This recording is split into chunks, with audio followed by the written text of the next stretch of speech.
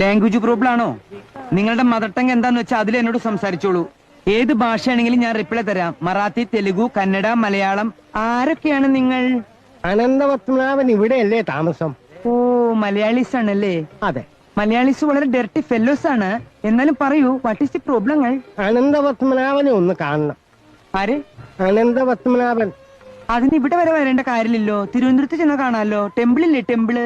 നീ അദ്ദേഹത്തിന്റെ ബ്രദറെ കാണുന്ന വെച്ചിട്ടുണ്ടെങ്കിൽ ഗുരുവായൂർ പോയാൽ മതി. അവിടെ ഉണ്ട് ടെമ്പിള്. അല്ല, ഇവിടെ താമസിക്കുന്ന അനന്തപത്മനാഭൻ. അനന്തപത്മനാഭൻ എന്ന് പറഞ്ഞിട്ട് ആളിവിടെ താമസിക്കണില്ല.